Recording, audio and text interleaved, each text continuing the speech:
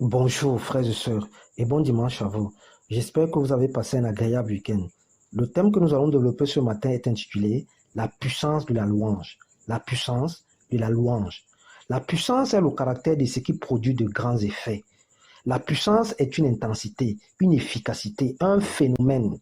La louange représente l'action de louer quelqu'un ou quelque chose en célébrant son mérite au travers d'un moyen d'expression. La vraie louange est un style de vie.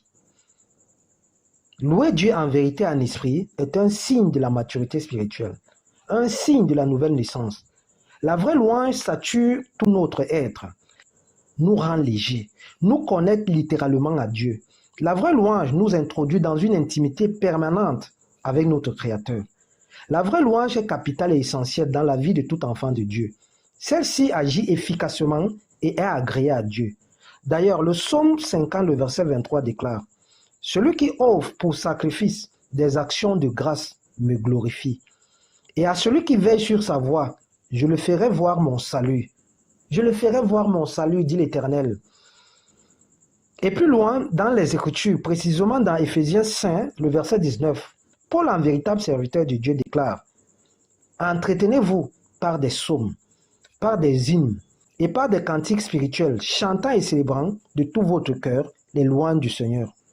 L'homme de Dieu oriente et situe chaque enfant de Dieu ce matin sur la conduite à suivre lorsqu'il s'agit de la louange agréable à notre Dieu. Frères et sœurs, Dieu siège au milieu de son peuple par la louange et l'adoration. Rendons grâce à l'Éternel continuellement à cause de sa grandeur. Peu importe dans quelle prison nous nous trouvons, car l'amour de Dieu et sa grâce sont véhiculés par la louange. Les psaumes de David montrent l'action et la portée de la louange dans la Sainte Bible. Le psalmiste nous montre à suffisance la grandeur de la louange dans la vie de chaque enfant de Dieu. La louange est une attitude de cœur permettant d'exalter et de proclamer la grandeur de notre Dieu. La louange appelle la présence du Seigneur et attire son regard. La louange libère les captifs. La louange amène chaque enfant de Dieu à s'humilier véritablement devant son Dieu, à diriger totalement son attention vers le Tout-Puissant. Nous devons louer notre Dieu par des cantiques et des chants. La louange est une puissance qui détruit tout ce qui nous accable.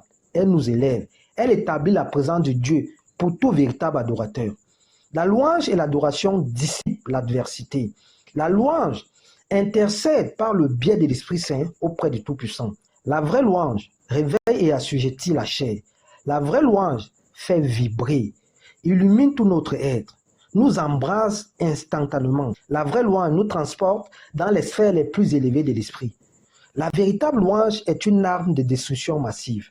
D'ailleurs, le psaume 18, le verset 3 à 4 déclare: Éternel mon rocher, ma force, mon libérateur, mon Dieu, mon rocher où je trouve un abri, mon abri, la force qui me sauve, ma haute retraite. Je m'écrie, loué soit l'Éternel, et je suis délivré de mes ennemis. Et je suis délivré de mes ennemis. La louange multiplie la joie et nettoie l'esprit. La louange est le canal qui accélère la victoire quand nous cherchons une intervention divine. Lorsqu'on est véritablement fils et fille de Dieu, la louange, la vraie, est une ressource qui nous permet d'adorer, de magnifier, d'exalter le Tout-Puissant pour ses bienfaits. David, dans le psaume 34, le verset 1, déclare: je bénirai l'Éternel en tout temps. Sa louange sera toujours dans ma bouche. Une autre façon d'admettre que dans la joie et dans la peine, nous devons louer et magnifier notre Dieu. Nous devons rester figés à ce dernier par des louanges, même quand la maladie est incurable, même quand le divorce frappe à la porte, même quand les persécutions et les angoisses augmentent, ou même quand l'ennemi nous pourchasse et gagne du terrain. Restons fermes, restons focus, restons dans une louange dans laquelle le Tout-Puissant se reconnaît. Restons malgré vents et marées dans une louange rattachée aux Saintes Écritures. Restons dans une louange qui nous rappelle les versets bibliques, qui fait jaillir à nous les fruits de l'esprit. Quelles que soient les circonstances, restons dans une louange de l'humilité. Restons dans une louange qui nous fait sanctifier et glorifier le Tout-Puissant. Le Tout-Puissant aime la louange, frères et sœurs.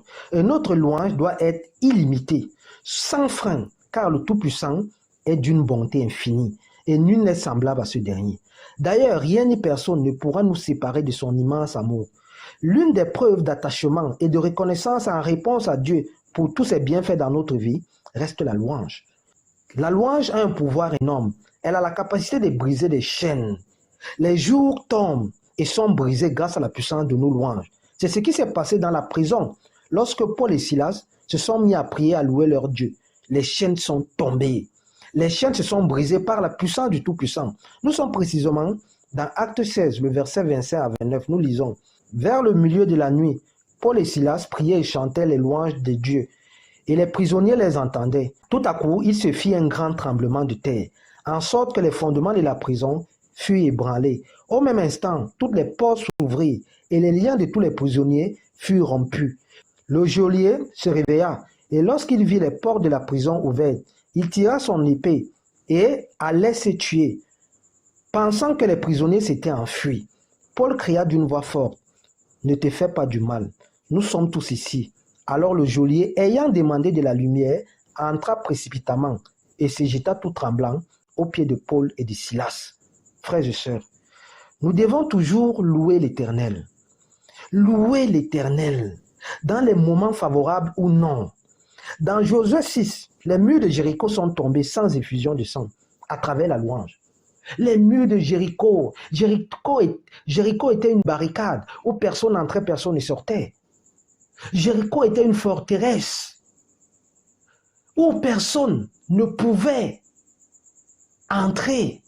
Mais les enfants d'Israël, par leur louange, conduits par Josué, ont pu embraser, ont pu détruire, ont pu réduire à néant la ville de Jéricho au travers de leur louange.